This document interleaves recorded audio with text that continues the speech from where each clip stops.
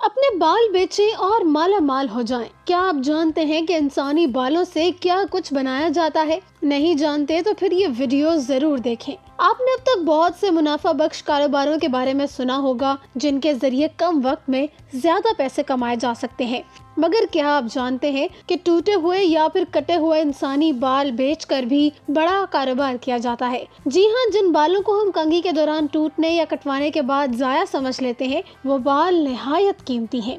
इन बालों की बड़े पैमाने पर तिजारत की जाती है और ये इंसानी बाल हजारों रुपए फी किलो के हिसाब से फरोख्त किए जाते हैं। आमतौर पर पाकिस्तान में ये बाल 5,000 से लेकर 6,000 रुपए फी किलो के हिसाब से बिकते हैं। इन बालों को कहां से हासिल करके फरोख्त किया जाता है, इनसे कितना मुनाफा कमाया जाता है, बैनुल-अक़वामी सतह पर यह कारोबार कितना वसी है और सबसे अहम सवाल कि आखिर इन बालों से क्या काम लिया जाता है। तो आइए आपको इन तमाम बातों के बारे में बताते हैं। इंसानी बाल सर पर हों तो बहुत कीमती हैं और अगर टूट जाएं तो फिर और भी कीमती हो जाते हैं। खूबसूरत लंबे बालों को हुस्न की अलामत समझा जाता है। ख़वातीन की कोशिश होती है कि चेहरे के साथ साथ बालों पर भी खुसूसी तवज्जो दें और अपने बालों का ख्याल रखें। लेकिन आजकल मर्द भी यकसा तौर पर अपने बालों का ख्याल रखते हैं, क्योंकि बाल खूबसूरत हो तो शख्सियत भी पुरकशिश लगती है। लेकिन इसके बावजूद ऐसे लोगों की बहुत बड़ी तादाद है जो किसी वजह से खूबसूरत कुदरती बालों से महरूम रह जाते हैं। ऐसे लोग मनपसंदा बालों के हसूल के लिए मसनूई तरीक़ेकार इस्तेमाल करते हैं, जैसे कि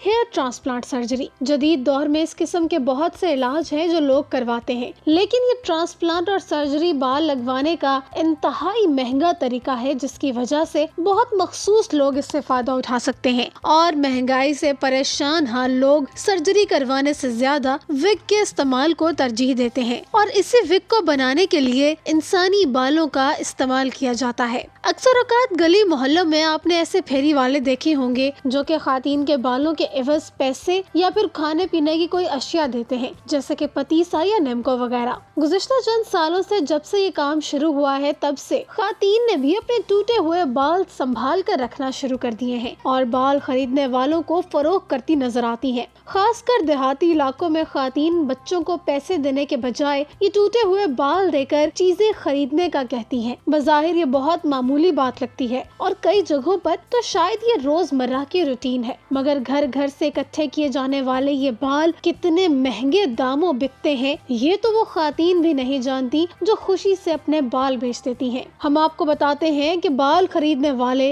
इस आम से फेरी वाले का नेटवर्क कितना बड़ा होता है। ये फेरी वाले गली गली बिल्कुल उसी तरह फिरते हैं जैसे कोई रद्दी वाला या कबाड़िया घर घर जाकर रद्दी खरीदता है। गली मोहल्लों में अपनी मोटरसाइकिल पर लगे स्पीकर पर ऐलान करके लोगों को अपनी तरफ मतवज्जा करते हैं। इसके बाद आगे जाकर ये बाल दुगने मुनाफे पर इन बालों को फरोख्त कर देते हैं। ये बाल विग बनाने के काम आते हैं जो महंगी और सस्ती दोनों तरह की तैयार होती हैं। इनकी सफाई करके महंगी और हल्की क्वालिटी की विग्स बनाई जाती हैं। ये फेरी वाले आम तौर पर हमाम से बाल नहीं खरीदते, क्योंकि हमाम पर कटे हुए बाल छोटे होते हैं, जबकि इनको निस्बतन लंबे बाल दरकार होते हैं जो कि बआसानी विग बनाने के काम आ सके और इस काम के लिए सिर्फ घरों से ख़वातीन के बाल खरीदे जाते हैं। नाज़रीन, बालों की खरीदो फरोख्त के हवाले से चंद साल कबल तक इंडिया और ब्राजील सर फहरिस्त थे, जबकि इस वक्त ये कारोबार सबसे ज्यादा अमेरिका, चीन और बरतानिया में फैल रहा है और इस कारोबार के जरिए कुछ अरसे में लोग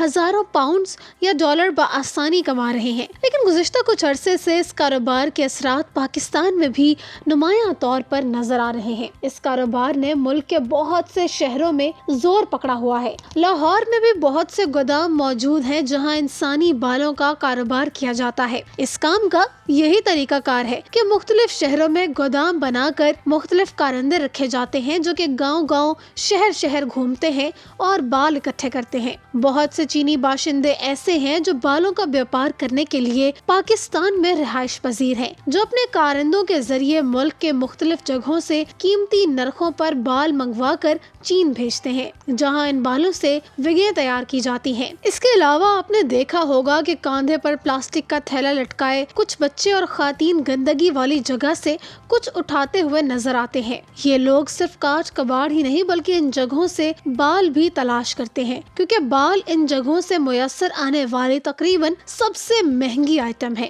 ایک سروے کے دوران اس بات کا بھی انکشاف ہوا ہے کہ چینی باشندے عورتوں کے کٹے ہوئے لمبے بال خریدنے میں زیادہ دلچسپی لیتے ہیں، جس کے نتیجے میں بعض نشئی اور لالچی کارندے قبرستانوں سے مردہ عورتوں کے بال کاٹنے سے بھی گریز نہیں کرتے۔ ایک طرف یہ بال وگ بنانے کے لیے استعمال ہوتے ہیں تو دوسری طرف ان بالوں سے سفلی علوم کا کام بھی لیا جاتا ہے۔ عورتوں کے بال کالے علم کے لیے بھی استعمال ہوتے ہیں، اس لیے بال خریدنے والے لوگ نہ صرف یہ بال وگ بنانے کے لیے فروخت کرتے ہیں بلکہ عاملین کو بھی یہ بال دیے جاتے ہیں، جس سے سفلی علوم کے عاملین اپنے حسب منشا عوامل میں جادو تونا کے لیے ان کو استعمال کرتے ہیں۔ اس لیے سیانے بزرگ اس بات کی تلقین کرتے ہیں کہ اپنے بال اور ناخن کبھی باہر نہ پھینکا کرو۔ ناظرین، آپ میں سے شاید کم ہی لوگوں کو یہ معلوم ہو کہ پاکستان انسانی بال برآمد کرنے والا دنیا کا 5واں بڑا ملک ہے۔ انسانی بال برآمد کرنے والے دیگر ملکوں میں Bharat, Afghanistan, Vietnam, Nigeria, Burma, امریکہ، سنگاپور، برازیل اور ہانگ کانگ نمایاں ہیں۔ مقامی ڈیلرز یہ بال خریدتے ہیں جنہیں دھونے اور پیک کرنے کے بعد دگنے داموں پر فروخت کیا جاتا ہے۔ ان مرحلوں سے گزرنے کے بعد یہ بال چین برآمد کیے جاتے ہیں۔ زیادہ تر وگز انسانی بالوں سے تیار کی جاتی ہیں اور انسانی بالوں کے وگ کی ڈیمانڈ بھی زیادہ ہے، اور اسی وجہ سے انسانی بالوں کی تجارت کا یہ کاروبار روز بروز چمکتا جا رہا ہے۔ ایک اندازے کے مطابق پاکستان میں روزانہ تقریباً 1 ٹن کی مقدار میں بالوں کو جمع کیا جاتا ہے۔ یوں اس اعتبار سے ماہانہ 30 ٹن بال برآمد کیے جا رہے ہیں۔ بالوں کے اس کاروبار سے منسلک تقریباً تمام پاکستانی ڈیلرز چین کو بال برآمد کرتے ہیں، کیونکہ چین سے مناسب قیمت اور اچھا منافع بھی مل جاتا ہے۔ مقامی ڈیلرز 3000 سے 4000 روپے فی کلو کے حساب سے خواتین سے اصلی بال خریدتے ہیں۔ بالوں کی صفائی اور پیکیجنگ کے بعد کئی گنا اضافی داموں پر فروخت کیا جاتا ہے۔ بعض اوقات تو 3 سے 4 لاکھ فی کلو کے حساب سے بھی یہ بال بیچے جاتے ہیں، بس اس کا انحصار خریدنے والے پر ہوتا ہے۔ اس کے علاوہ بھارت میں بھی خواتین کے بالوں کی تجارت بڑی سطح پر کی جاتی ہے۔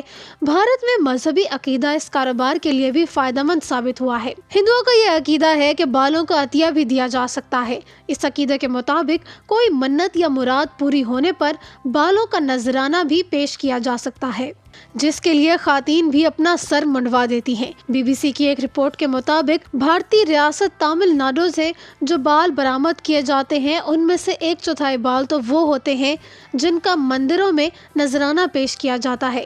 ریاست کے مختلف مندر منڈن سے جمع ہونے والے بالوں کی نیلامی کرتے ہیں۔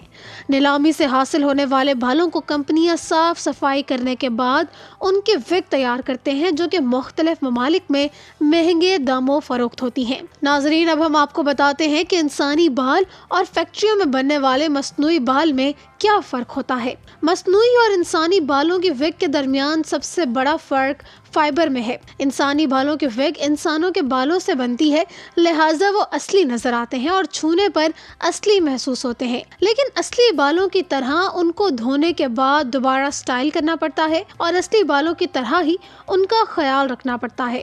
شاید یہی وجہ ہے کہ لوگ انسانی بالوں کے وگ کو زیادہ پسند کرتے ہیں۔ انسانی بالوں کی وگ انتہائی قدرتی شکل کی ہوتی ہے اور اسے استعمال کرنے پر قدرتی احساس ہی محسوس ہوتا ہے۔ ان کی مناسب دیکھ بھال کرنی پڑتی ہے۔ انسانی بالوں کی وگ مصنوعی بالوں کی نسبت زیادہ مہنگی ہوتی ہے، لیکن وہ زیادہ پائیدار بھی ہوتے ہیں۔ انسانی بالوں کی وگ کو 1 سے 3 سال تک بآسانی استعمال کر سکتے ہیں۔ اس وگ کی چمک بھی قدرتی بالوں جیسی ہوتی ہے، جبکہ مصنوعی بالوں سے تیار کی گئی وگ میں یہ تمام خصوصیات بہتر انداز میں نہیں پائی جاتی۔ ہر طرح کی خاص پروسیسنگ کے باوجود مصنوعی وگ میں قدرتی چمک اور پائیداری کم ہوتی ہے، اس لیے انسانی بالوں کے وگ کی ڈیمانڈ ہر گزرتے دن کے ساتھ اضافہ ہو رہا ہے۔ انسانی بالوں کے وگ بنانے کے لیے ایشیائی بال بہترین تصور کیا جاتا ہے، اور شاید یہی وجہ ہے کہ وگ کی اکثریت ایشیائی بالوں سے بنتی ہے۔